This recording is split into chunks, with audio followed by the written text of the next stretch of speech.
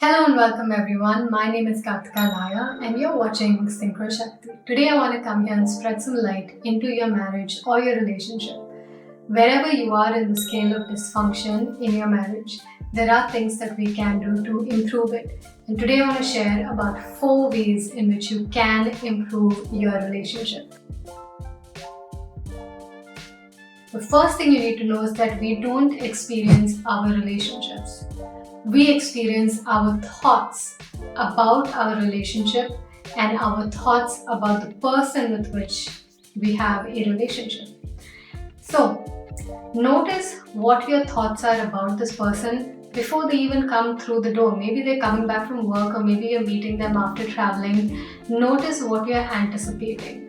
Are you already worried about what's going to happen that night? This person's just going to ignore me tonight. This person's not going to make me feel valued. They just don't understand my mental health. They just don't understand me. They don't give me the emotional support I need. They're not soft enough. They just don't know how to support me financially. They can't pay the bills. Is that storyline already occurring to you before they have opened the door and entered the house? If you're already in that anticipatory state, you've created a narrative about that person and their behavior from past experiences. Now, because we have a narrative about them, you're going to experience them pretty much in the same way or deteriorating from there to even worse situations. So this brings me to the very first exercise that we're going to do. You have taken pain from that relationship, you have felt trauma in that relationship. So there is going to be that anticipation of something going wrong or you getting hurt again. And that has a lot of momentum.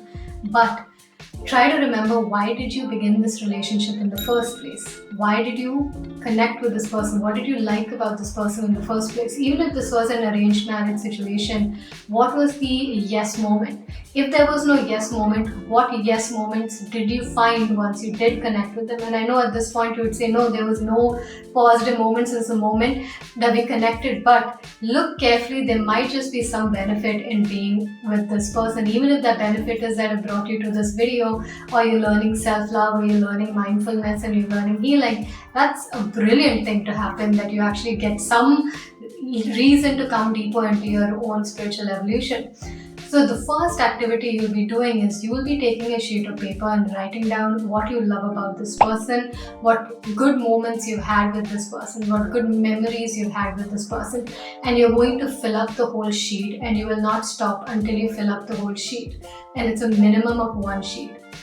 You're going to do this as a daily activity until the momentum of this good feeling emotion towards this person and towards this relationship becomes stronger than the momentum of the pain, the condemning, the criticizing, the complaining. That momentum is still there because you still have to do the healing work. But this positive energy, looking at the gifts, looking at how they are showing their love, everybody has their own different love language. Now, the person is unable to feel love for themselves, they're not going to be very good at expressing love, and that's their thing. But if they are expressing love in their own way, notice what that is. Their love language might be different from your own, and that is okay. But try to see, are they bringing food home? Are they able to bring some groceries? Are they giving me some sort of support in my life? What is their love language? Look at that. So make a list so that your new list begins to build momentum, and when you start seeing this momentum growing, you'll notice that certain behaviors will begin to change. Now, I just used the word momentum. Momentum means that it has to grow. Don't take score too early. Don't start this process tonight and then you have a fight with them after the process, or you have a fight with them tomorrow and you say, no, it doesn't work. No, your old momentum, the fighty energy is stronger than the new momentum right now. Your job is to continue doing this process for at least a month to build some amount of this new momentum to see what good is coming up. And the more good is coming up, the more longer your list will be of what good is in this relationship, what good is in this marriage. So this is the first one you're going to do. The second thing that is very powerful in relationships and marriages is actually affirmations.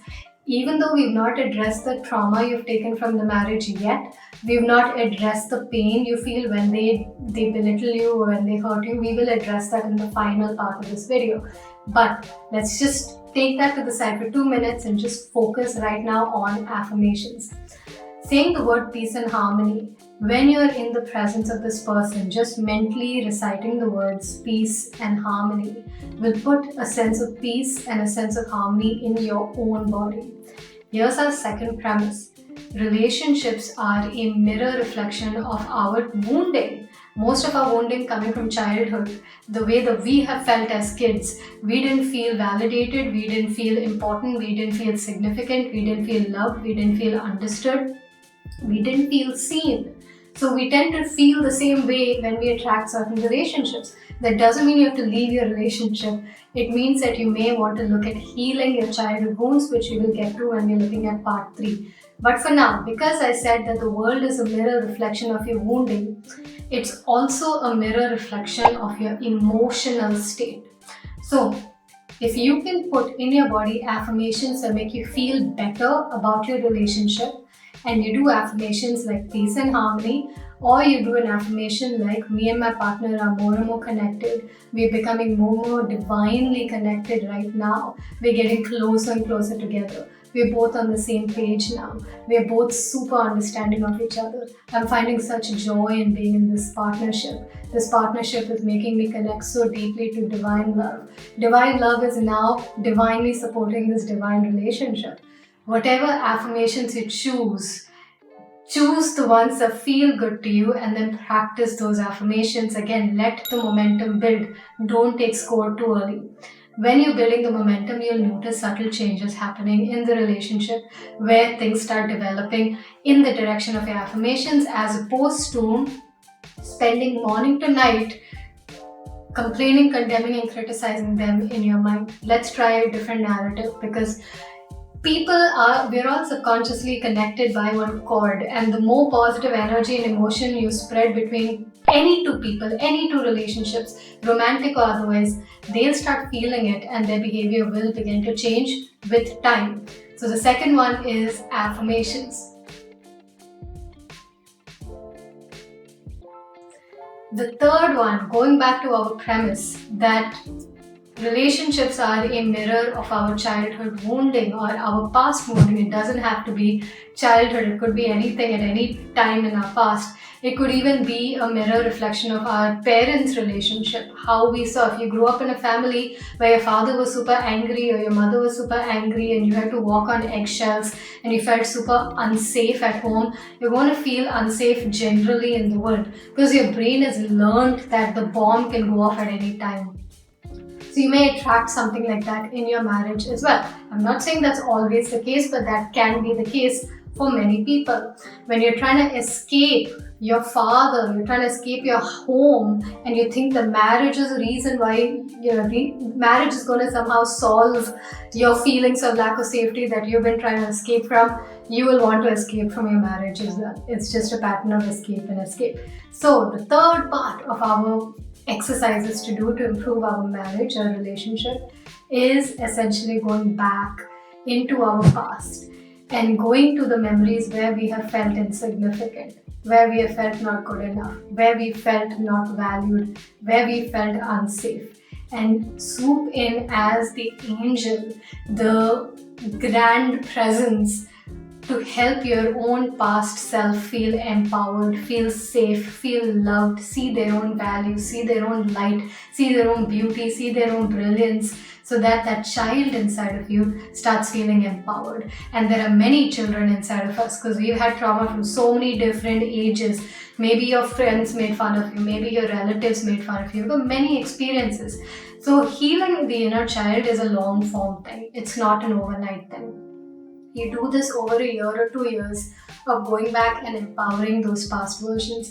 I have a meditation on this. It's called the Inner Child Healing. You can find it in the description as well. This is from my academy, but you don't have to do it with me. You can do it anywhere, even online. You might find a meditation called Inner Child Healing. Take a year and really keep empowering the child inside of you, and that will empower the adult. You will be filled with your own love, your own safety, and so much evidence of your own beauty and brilliance. When you're in that vibration, what you attract is completely different, because when you're in full tank, you attract full tank. When you're in empty tank, you attract empty tank. Okay, so third part of this whole thing of improving your relationships is actually to empower the child inside of you. The fourth part is, I told you, people are a mirror reflection of your emotions. So what that means is, when you feel powerless, when you feel not good enough, when you feel not valued, when you feel insignificant, when you feel not heard, you're going to experience that same feeling mirrored out as different experiences where people don't hear you, people don't honor you, people don't see your truth. They will create their own truth and then keep insulting that version of you. And that's because you've not seen your own truth. So the fourth part of this is something called as pain body meditation. You will come across this in The Power of Now by Eckhart Tolle. There is, from childhood up until now, all this emotion, painful emotions that you have felt, it's still trapped in your body, and it's created this energy field of pain. It's called the pain body, and that pain body manifests as all these painful emotions that you feel, these samskaras, right? This I'm not good enough, I'm not heard, I'm not valued, I'm not seen, I'm not significant, I'm not understood. All of these things can be dissolved when you are in the midst of a trigger. Your husband or your wife has triggered you, your partner has triggered you, and you're feeling upset, you're feeling rage, you're feeling all this stuff come up. Go to a different room and sit down with that feeling. Instead of retaliating and throwing it on them, even though your ego wants to do that because you feel powerful in that moment, you'll notice that if you throw your anger on them, they're going to throw their anger back at you, and then you'll feel small again. Throwing anger on someone else is never the solution. Even though you will slip, you are human, it will happen, but you have to continue. So out of 10 times when you slip up, at least you can give yourself 2-3 times, but at least 7 to 6 times, go back inside and feel that pain. Where is all that anger coming up? Is it in my chest? Is it in my throat? Is it in my forehead? Is it everywhere? Is it this huge energy coming up? I'm going to sit and hug that whole thing, and I'm going to watch it. Like as though a lot of children inside of me are crying, hurting. I'm going to hug them all, and I'm going to feel that heaviness in my heart, the lump in my throat, the I can't breathe, I have all this anxiety in my stomach. I'm going to hug it until you feel really, really calm.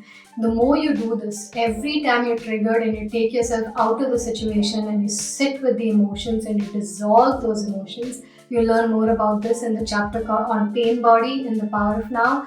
We also have courses where we do a lot of this pain healing work. You can connect with us, email us, WhatsApp us, and find out more about our courses.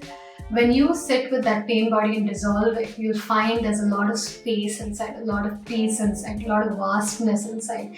Every time you do it, over a year, 2 years of constantly going inside and clearing out the pain that comes up, you will notice that you're no longer a vibrational match to that kind of behavior, that kind of comments, those kind of words. You're empty. It's like the whole story of being in a forest, lost, and a bunch of bandits, rapists, and thieves are coming your way, but because there is no thing in your head of fear, the bandits never do anything to you and they guide you out of the forest. It's the same thing when you're empty on the inside. When there's peace on the inside, there's peace on the outside. Take it as an experiment, but do it over time. Let this be a year, 2 years of inner healing. So these are the ways in which you can improve your marriage or your relationship. So let me know in the comment section, was this video of value? Did you take something back? If you did, please let me know. Please like this video, because firstly it does reward me, but also it brings this video out to more people who are struggling in their relationships. And wherever you are in the scale of dysfunction, remember one major thing. There are two human beings who are differently brought up, differently conditioned, coming together. Conflict will happen, but it's how you resolve that conflict internally, energetically, that makes a difference, and externally through communication. There is another video of mine called the sandwich method. I'll probably make the video again because it's an old video. Maybe the next video I'll talk about the sandwich method. Will help you communicate with your partner in such a way that they actually understand what you're saying and they don't retaliate and hurt you back. So if you're excited for that, let's check out the next video on the sandwich method.